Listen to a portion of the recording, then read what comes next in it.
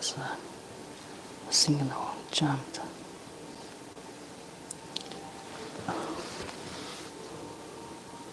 This little animal looked like a rhino.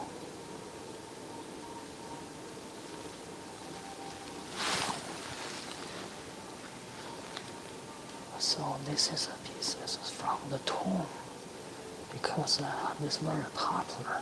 We call it tomb keeper. Open the door. This is you can see this like a lady just standing behind the half door. This is give you a feeling in that underground tomb. There's a more behind this door.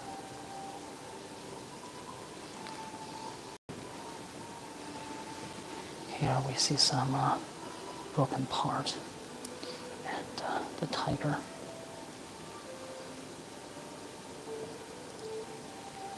Beautiful carving.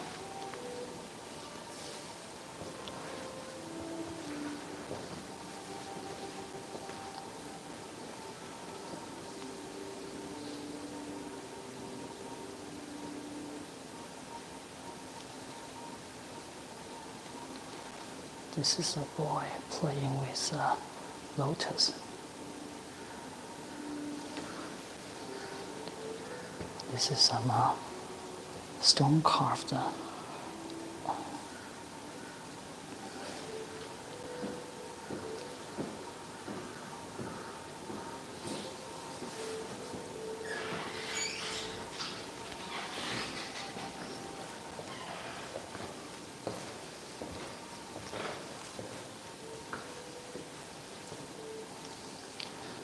so this Ionic style. Chinese people learned the European style architecture in the Qing dynasty.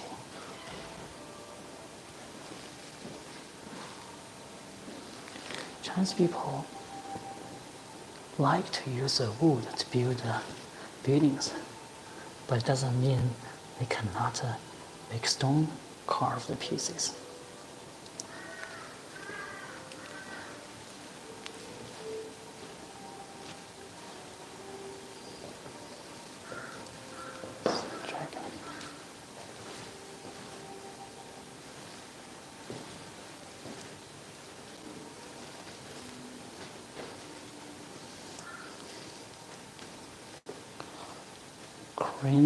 Cranes.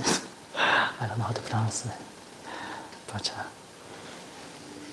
this is Chinese-made European-styled stone carving. Not bad.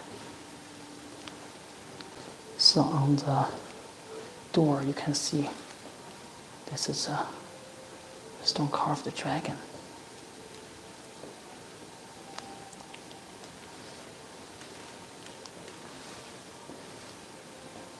Big dragon head, and this one normally is placed under a stone bridge or beside a bank, because he is watching the level of the water.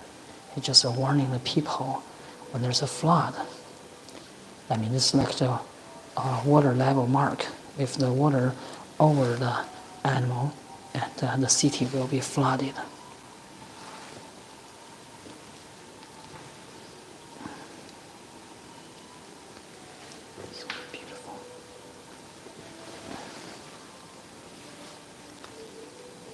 This is just a stone-carved pot for goldfish or lotus.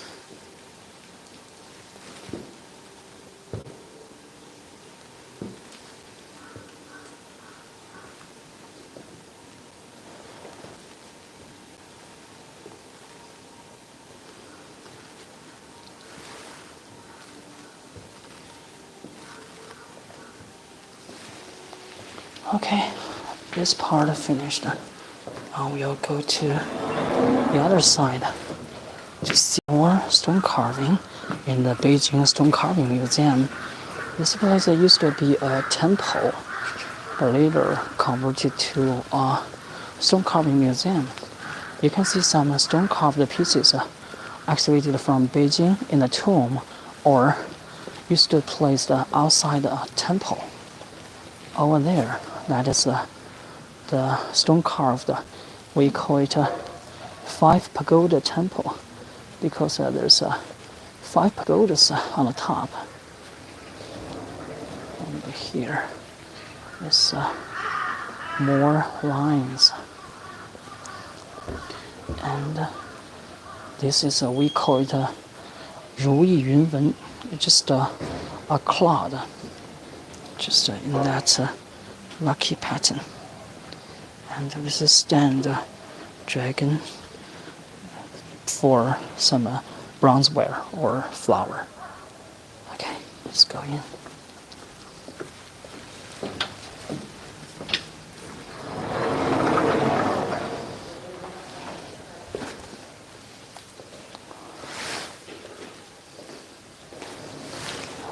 So here's some Chinese calligraphy.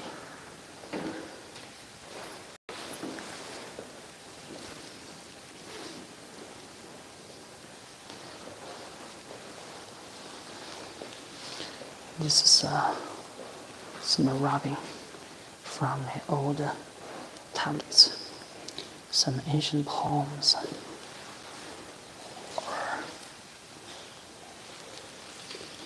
This is our literature and the history.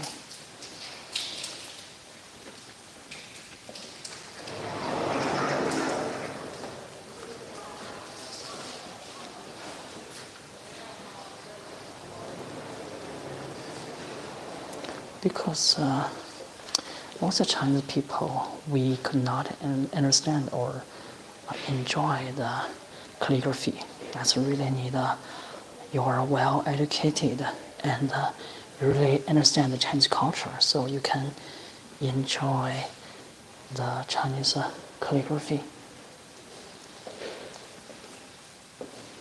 Oh, this one is written by 爱新觉罗永兴. He is emperor's prince. Because the emperor's, the royal family members, they were well educated. It doesn't matter which dynasty. So they will learn more about the Chinese culture. I mean, the Chinese Confucianism, because they need to use the Confucianism to rule the country. Okay. Even the Chinese people go inside a museum like this. It's not very funny. Okay. Oh, kitty.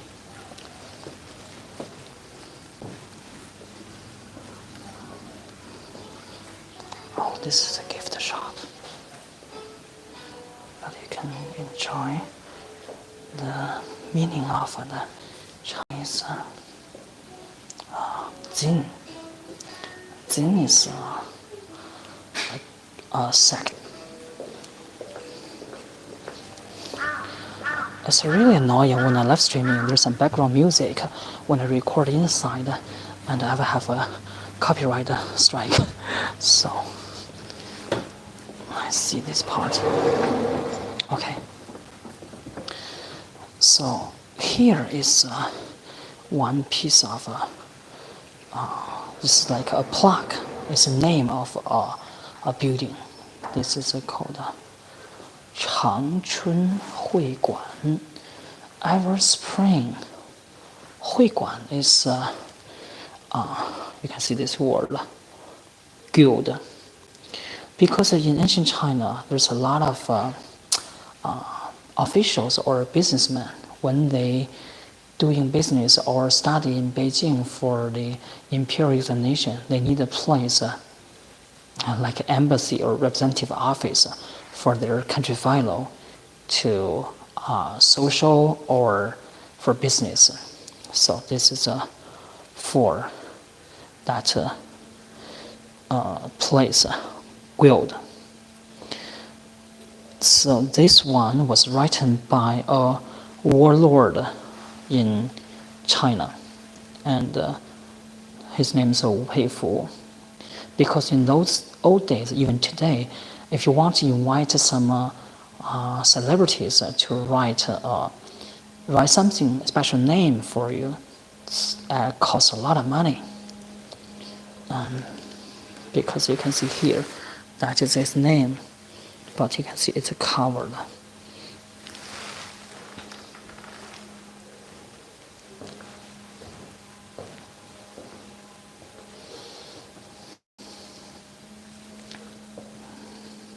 So here's some broken part.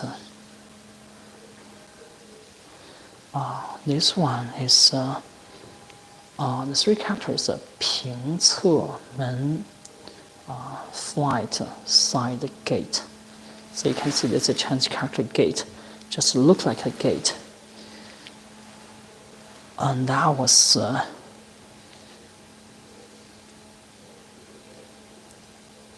made in 1373. So this is used to place on a gate tower. This is the name of that gate. Okay, so on this side, they have 5 characters. 四行储蓄所. This is like a saving, this is bank office, like a branch office. 四行 is a joint venture from 4 banks in the Republic of China. So Republic of China is from 1911 to 1948. So this one was excavated from the Tiananmen Square when they excavated the square. And those 4 banks, I mean this is a joint venture from 4 banks, they are the ancient China Salt Industry Bank, one Japanese bank, and Continental Bank, and Central South Bank. So the 4 banks, they made joint venture in 1922. The business finished in 1927. A few years ago in China, we have a very famous movie. It's called 800. It's like a 300, the Hollywood movie 300 Spartans. That means 800 Chinese soldiers fight against the Japanese in the warehouse of this bank before Japanese sieged Shanghai. So it's a really fierce battle. It's a really moving movie.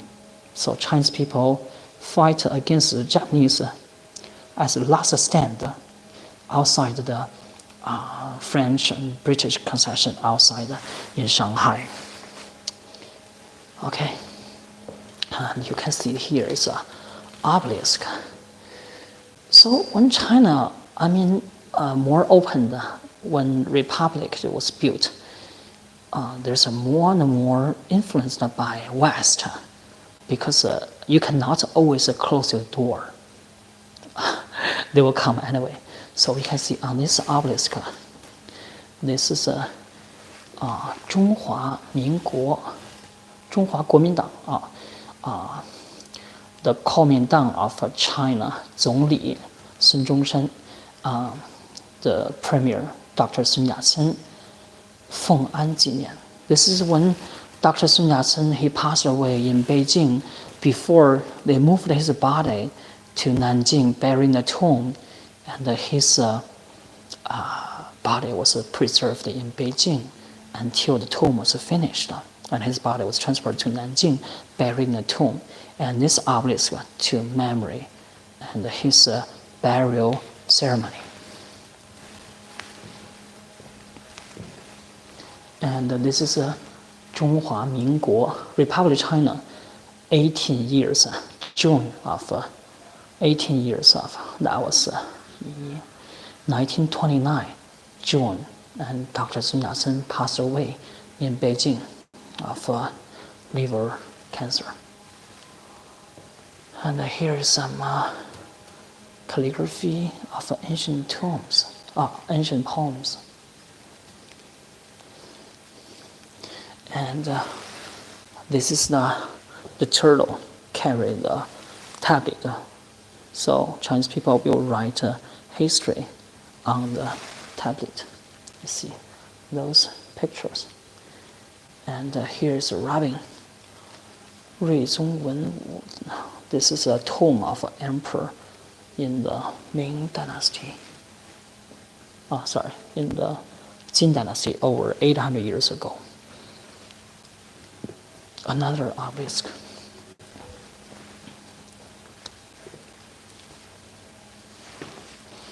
Okay, I'll try to read the story. This is a martyr, like a tombstone of a martyr.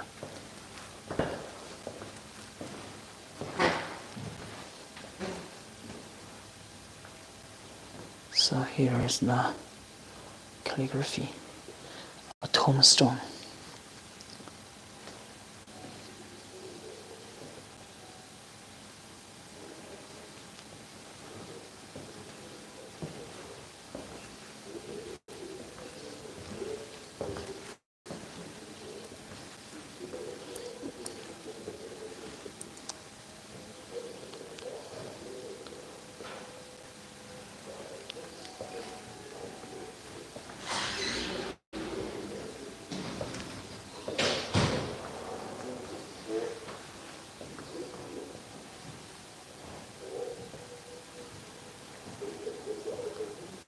This is a rubbing of a Buddha statue.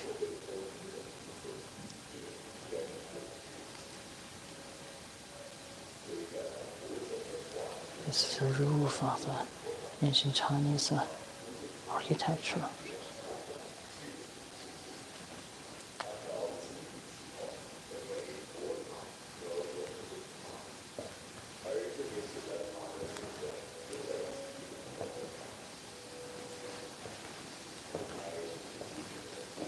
Even today, Buddhism is still popular.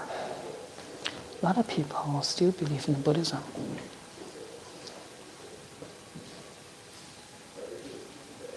Oh, this is a tablet of the Chinese traditional medicine, and this is a record of the Chinese acupuncture. See, this is a map of Chinese people believe that our body have different points for acupuncture.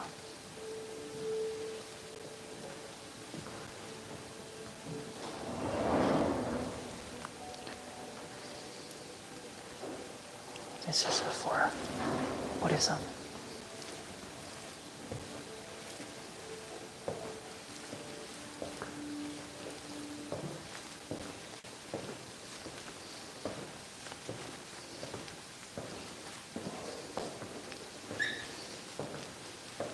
Okay.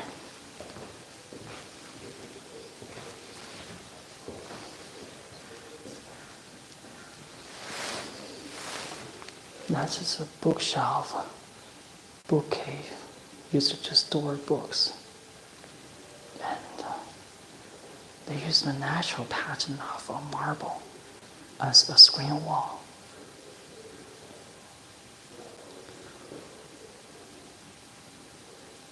Like a waterfall. Okay.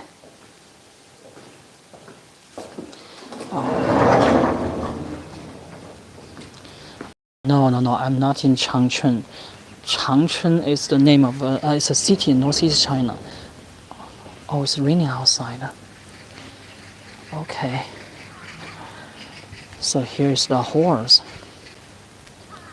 Used to place in the tomb.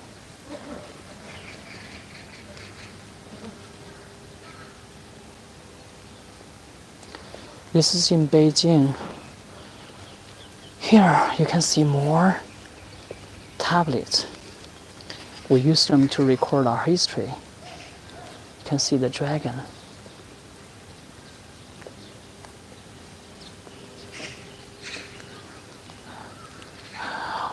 So we call it a Beijing tablet forest.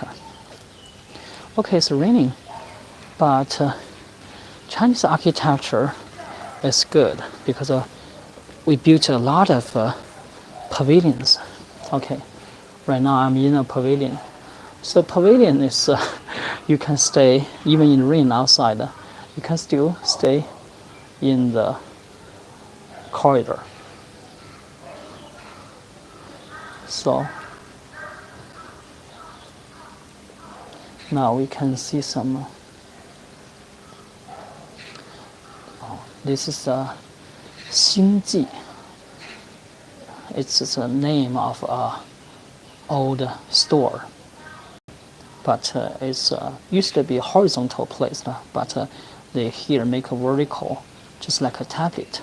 But it's just the name of a brand, but it's gone.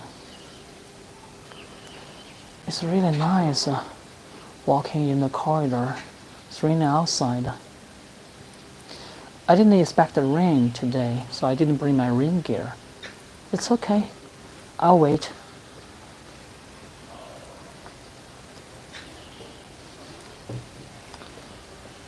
Oh, it's really nice.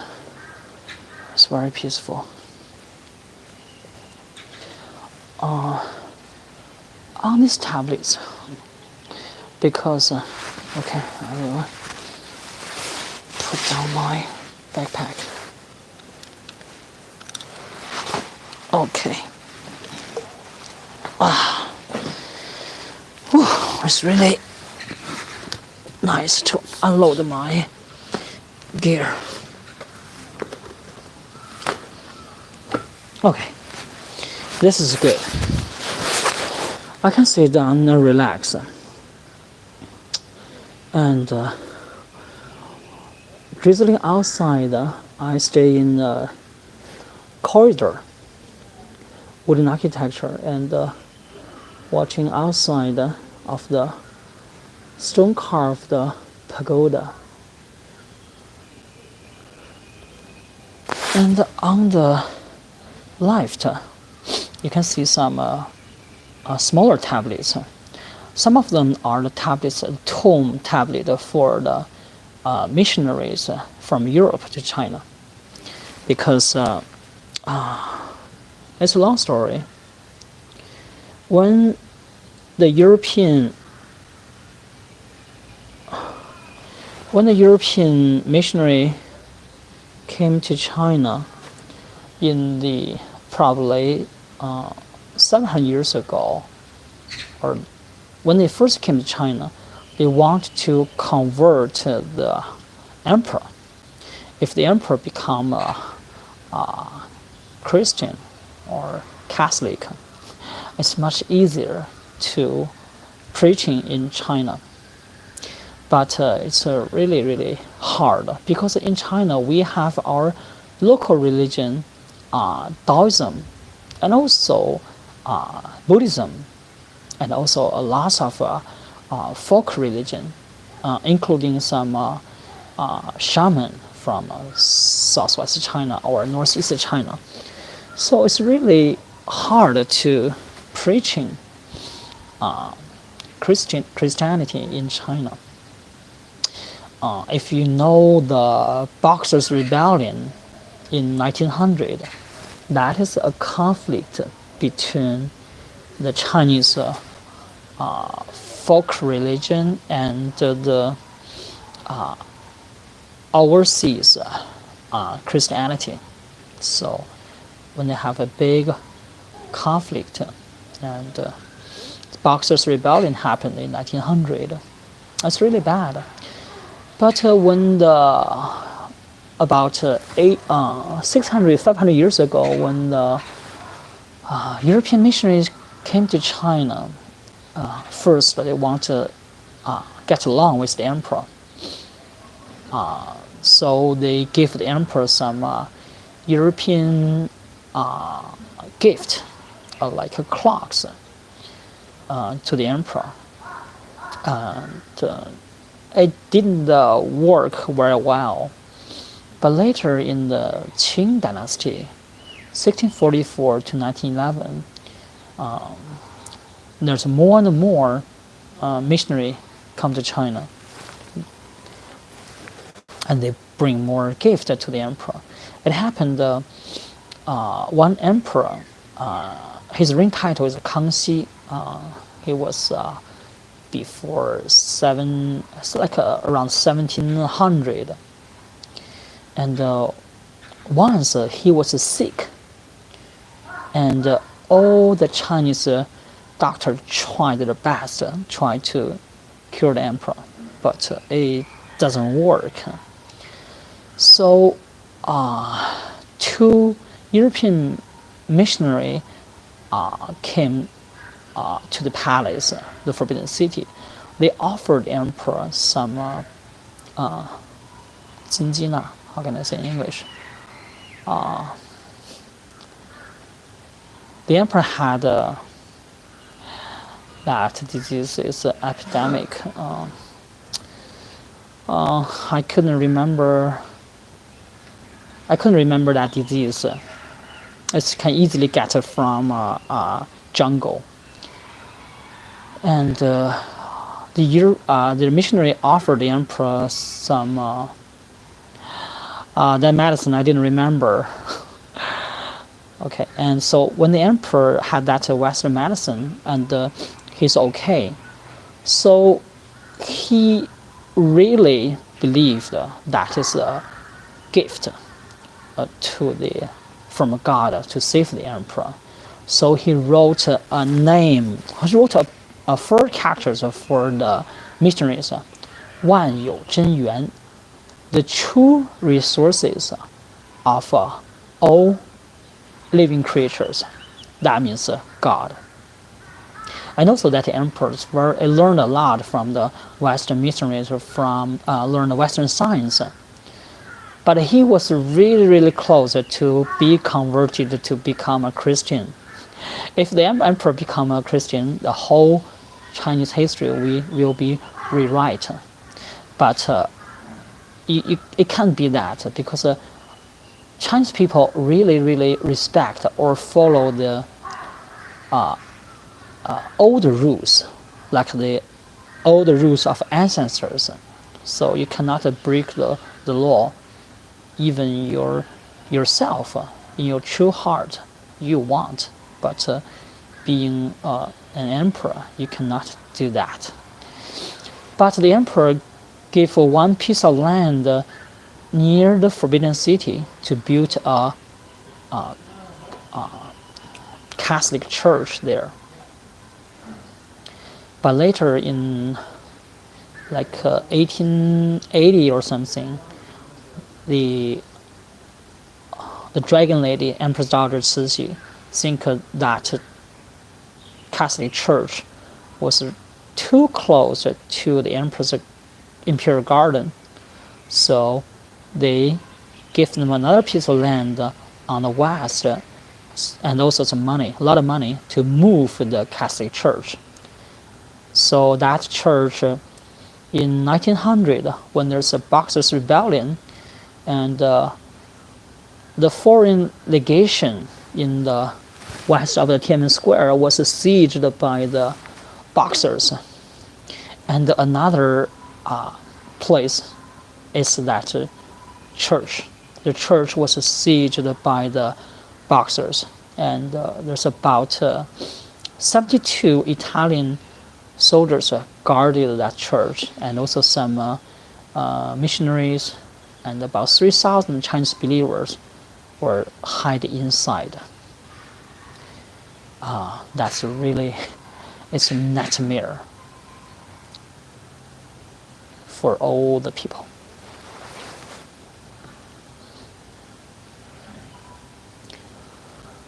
Oh, okay.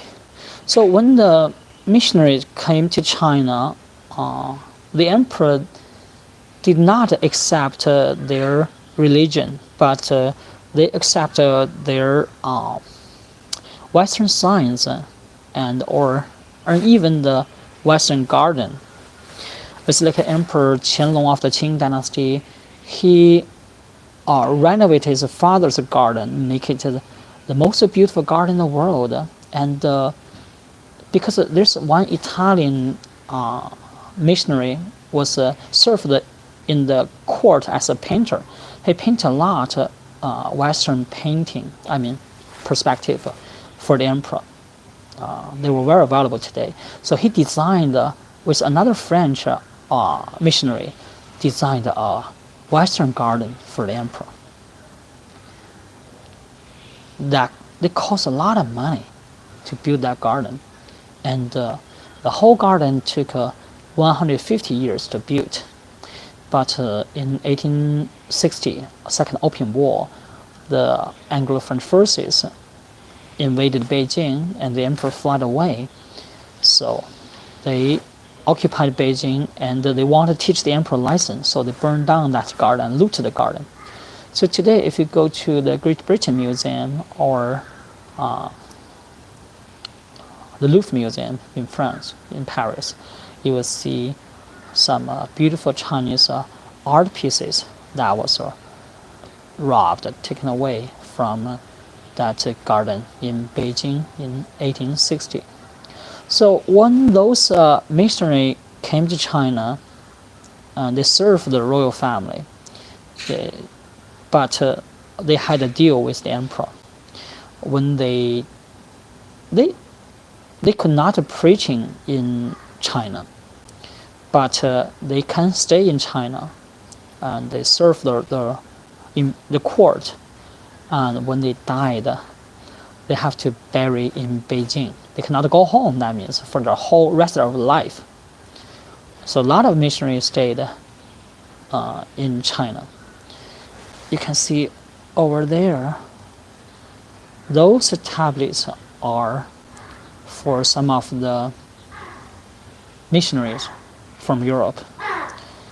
Lots of them they're not only preaching in China, they also help the Chinese people, help the emperor.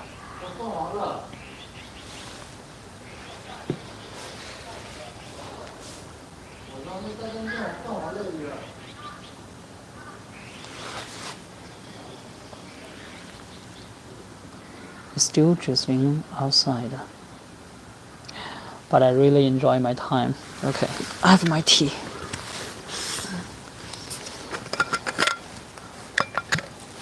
Wow.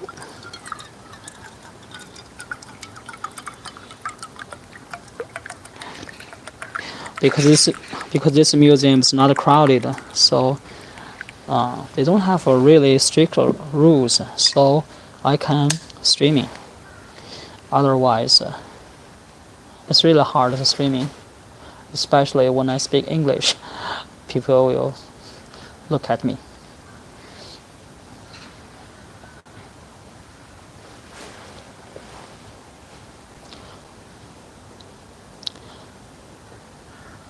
I know it's hard. It's really hard to explain our culture to you, because if I go to your country, I will also have a culture shock. Even when I leave Beijing, I go to other city, I still have a culture shock, because when you go to a totally different place, it's really hard to understand their people thinking, and that's the reason why you need to travel. When you travel, you will learn a lot. In China, we have an old saying inside 读万卷书，行万里路. Read 1,000 scrolls of books and travel 1,000 miles journey. That means the way you learn is not only read books, but also travel, see the world. Join the Navy, see the world. Okay.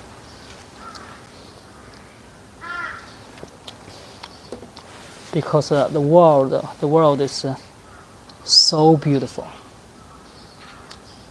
Even in Beijing, I'm 46 years old. A lot of places I've never been to.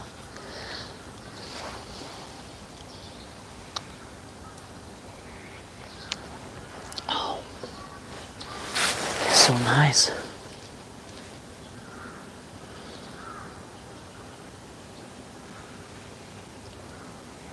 drizzling outside, sitting in. Okay, I'll show you this. This is what we call it a corridor. You can see here, and this is a wooden structure, and this color we painted on the structures. We call them 选址 color painting. Its main color is blue and green. And normally it's used in the court or temple. So this is my shelter. I can stay here. Okay. If you have any question about China, just feel free to ask me. I'm just resting in the shelter, waiting the rain outside.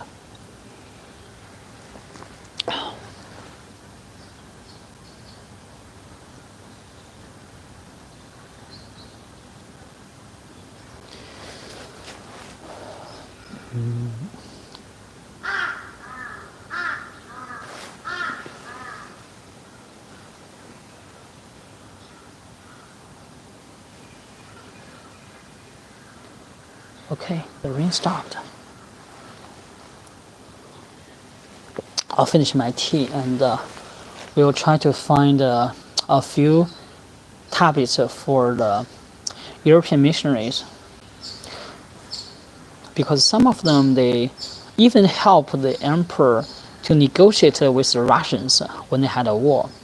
So they, a French missionary, and some of them, they dedicated their whole life preaching in China. But during the Cultural Revolution, their tomb were robbed and their tablets were abandoned. Later, people use them to make Chinese people, we like pickles.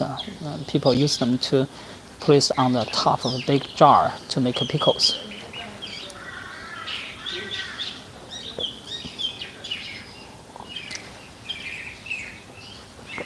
Oh, beautiful bird.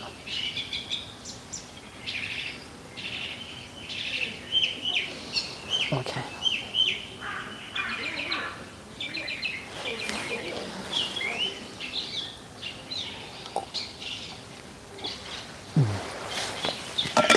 Okay, let's go.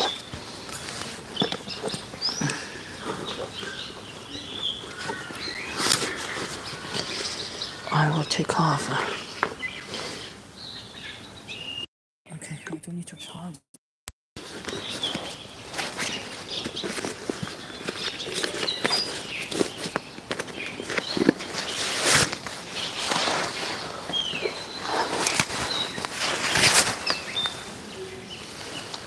Wow, the bird.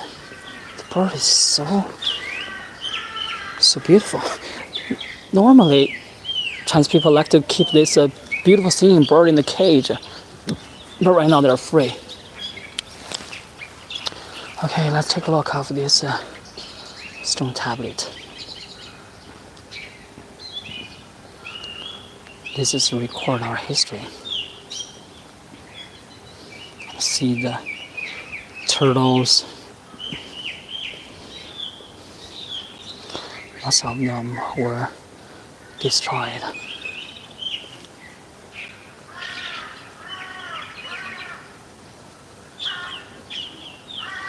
And on this tablet, they have two kinds. There's two kinds of language. On the right is Han. On the left is Manchurian. Because when Manchurian ruled China from 1644 to 1911, they have their own language. But most Chinese are Han, so they learn the Han, and they have to. So today, the Manchurian language almost died. 直隶保定府荣成县人民。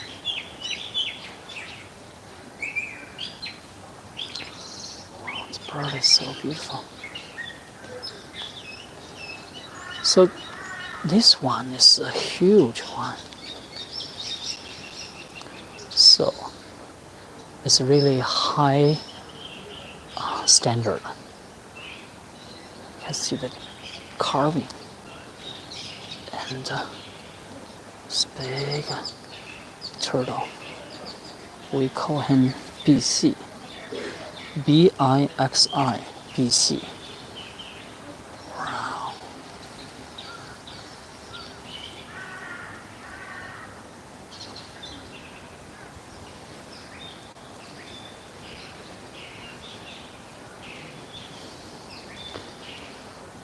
Okay, we come to this part.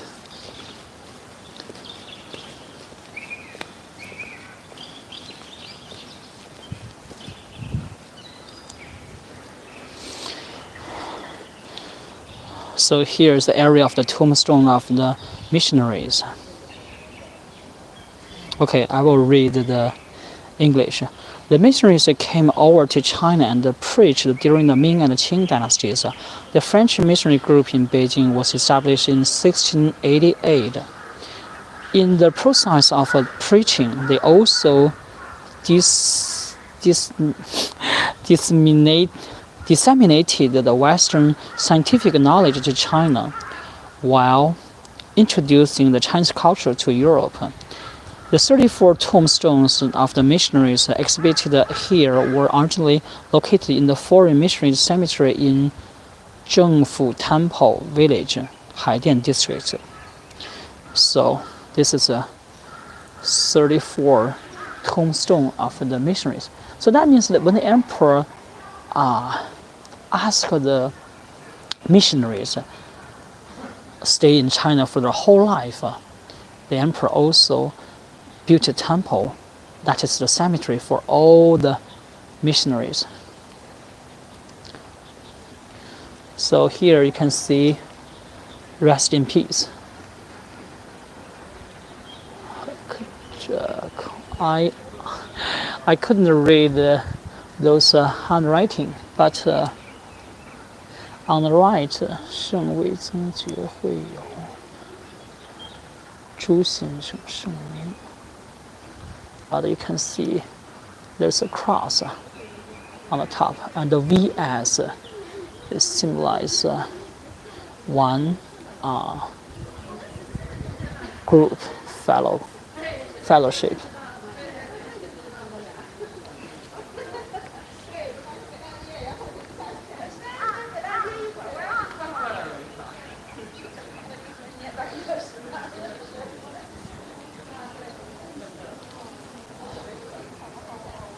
And you can see this is the same organization. They all have the VS symbol.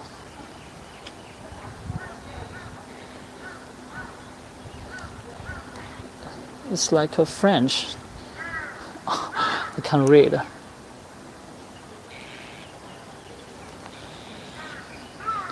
This is another one, but the top part is missing.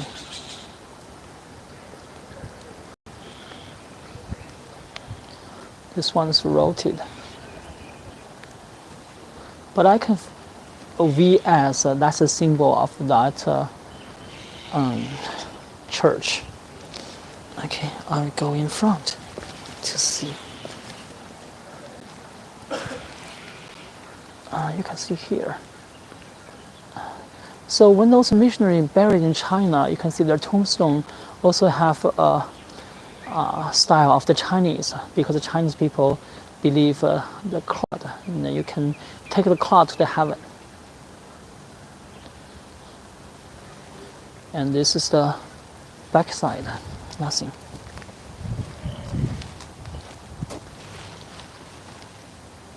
You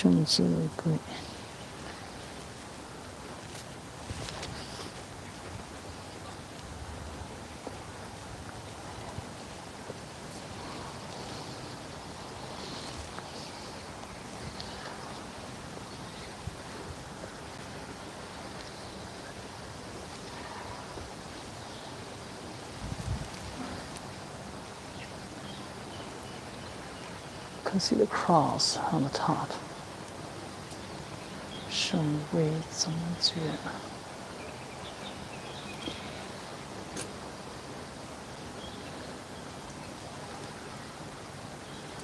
So the V.S. 圣位增爵会是正宫。Okay, it's raining again. 哦。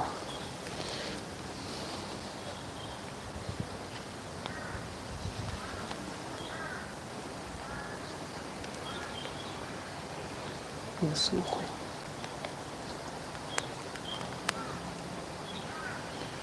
DOM. Wow, it's raining again.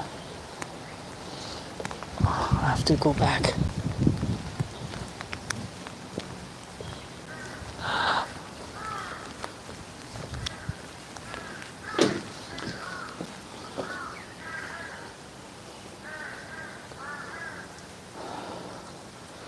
So the tomb is gone, but only the tombstone stand here to make a testimony for their works preaching in China over 500 years ago. I think when they become a missionary, they decided to come to China. They've dedicated their whole life to God, try to preaching in China.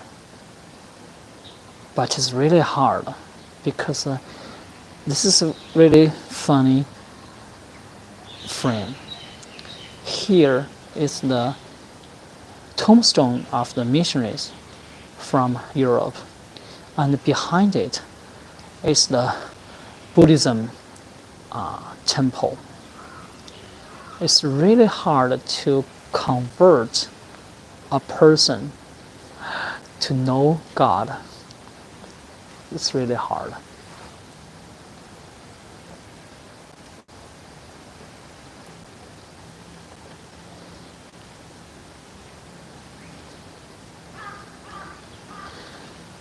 I try to find more information on those tablets.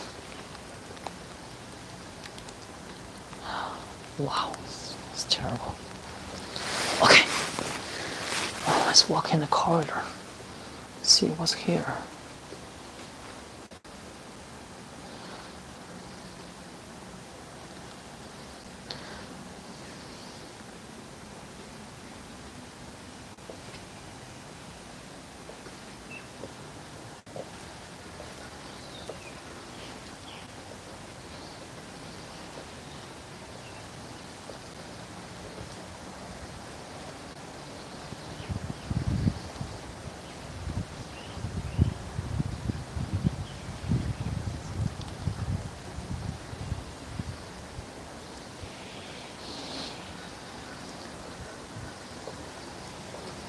Here's a huge stone carved. It's a dragon.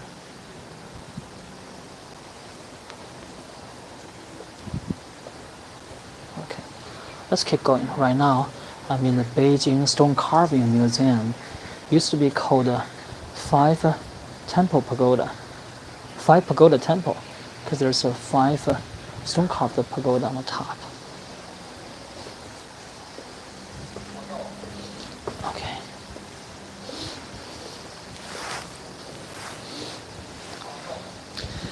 So here's one piece of stone carving. This is the handwriting of Emperor Qianlong of the Qing dynasty. He's a Manchurian, but he was well educated by the Han culture. I mean Confucianism. Even his handwriting was really good. He wrote about 14,000 pieces of poem during his whole life. But he died of 85 or 89, so you can imagine how many poems he wrote during his whole life. This emperor is very arrogant, and when he ruled China, China was like at the peak. But after that, the China started declining. and later there's an open wall. So that is this emperor's handwriting.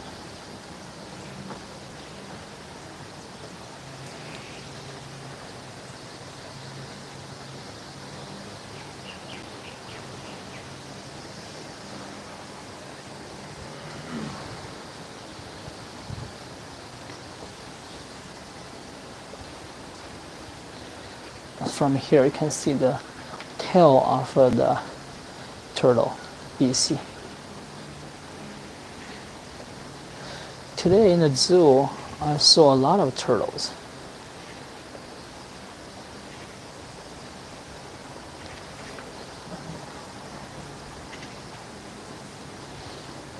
Wow.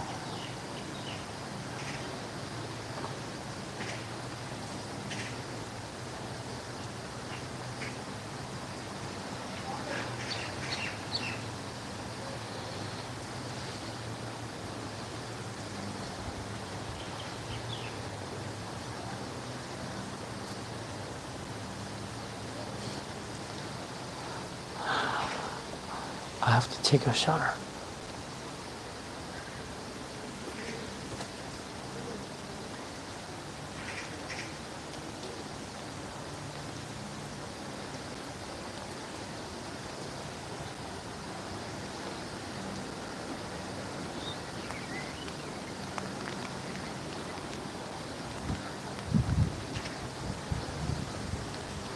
I didn't expect the rain.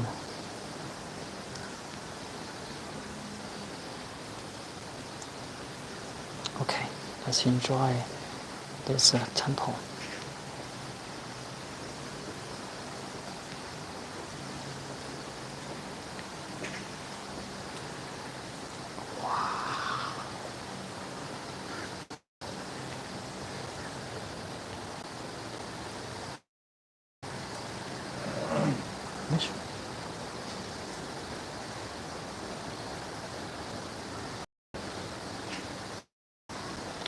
This is the 5 pagoda temple in Beijing.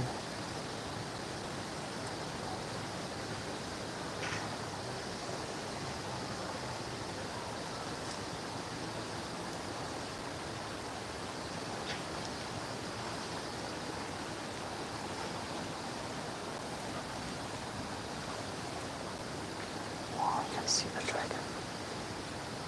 The rising dragon.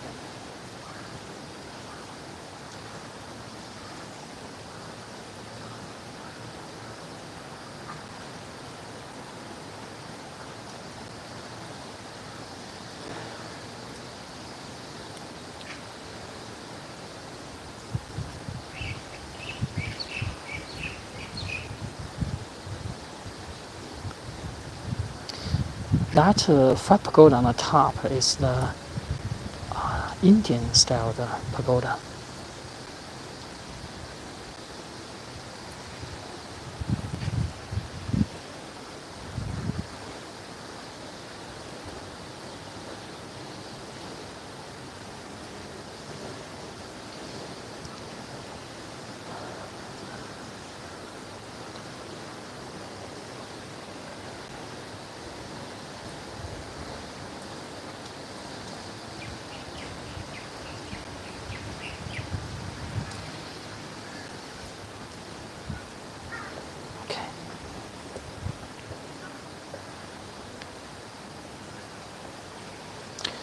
Chinese people, we like to inlay the stone carved calligraphy on the wall.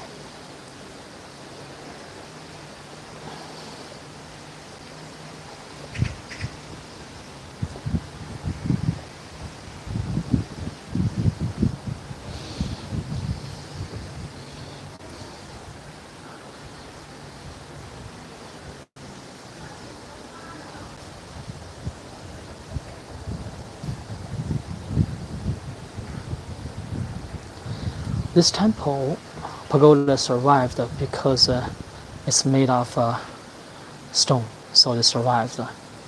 If it's wooden architecture, it will burn down or destroyed by the wall. So the stone architecture is good to survive, but it's really hard to build.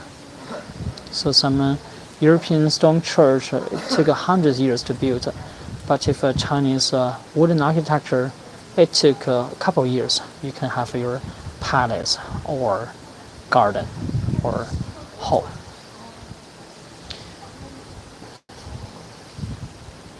Okay.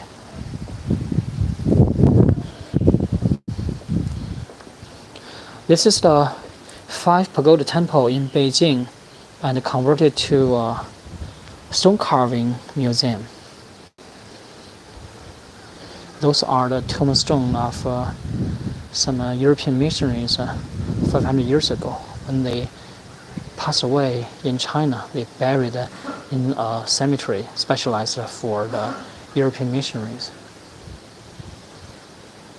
Okay, let's go closer. It's raining outside, but it's nice to walk in.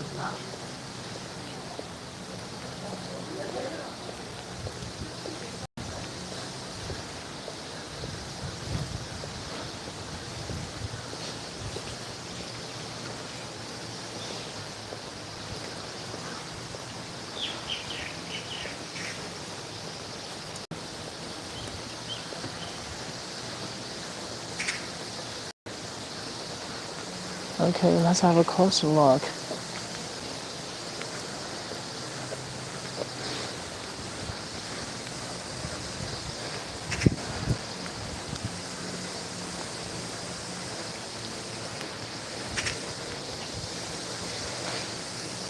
Okay, I'll go home. See you next time. Bye bye.